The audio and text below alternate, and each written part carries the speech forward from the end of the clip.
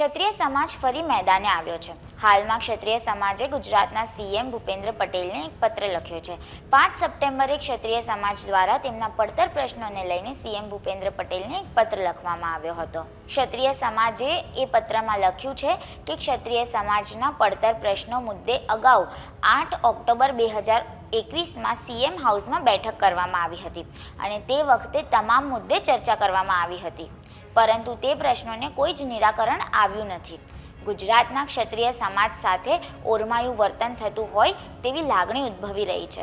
5 August 2024ના રોજ જે પત્રો અને નકલો આપેલી છે તેમાં લખેલું છે કે સરકારમાં પૂરતું પ્રતિનિધિત્વ, વહીવટમાં પૂરતું પ્રતિનિધિત્વ સહિતના મુદ્દાઓ અને સામાજિક સંસ્થાઓને વહીવટી જમીન ફાળવવી સહિતના પ્રશ્નોનું 10 ઓક્ટોબર 2024 એટલે કે દશેરા પહેલાં નિરાકરણ કરવા પુનઃ વિનંતી કરવામાં આવે છે। એક મહિનામાં હકારાત્મક પ્રતિભાવ નહીં મળે તો દશેરા પછી સમગ્ર ગુજરાતના ક્ષત્રિય અને રાજપૂત સંસ્થાઓના પ્રતિનિધિત્વોની મીટિંગ બોલાવવામાં આવશે અને આગળની કાર્યવાહી નક્કી કરવામાં આવશે।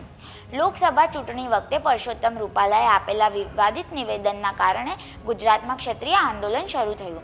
આ આંદોલનના કારણે ક્ષત્રિય સમાજ એક થયો, પરંતુ તેનું પરિણામ લોકસભા ચૂંટણીમાં જોવા મળ્યું ન હતું। ત્યારબાદ ક્ષત્રિય સમાજે આ આંદોલન સ્થગિત કરી દીધું હતું। ત્યારે હાલમાં ફરી એકવાર રૂપાલાએ ક્ષત્રિય સમાજની લાગણીઓ દુભાવી હોય એવું કહેવાય છે।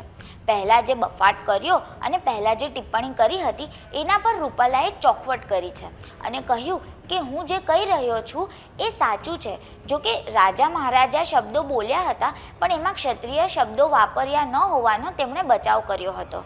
ત્યારે હવે સ્થાનિક સ્વરાજની ચૂંટણી નજીક આવી રહી છે। એવામાં જો ફરીથી ક્ષત્રિય સમાજ આંદોલન કરશે તો તેની શું અસર જોવા મળશે તે હવે જોવાનું રહ્યું। ગુજરાત દેશ અને દુનિયાના તમામ સમાચારો માટે જોડાયેલા રહો વાઇબ્સ ઓફ ઇન્ડિયા સાથે।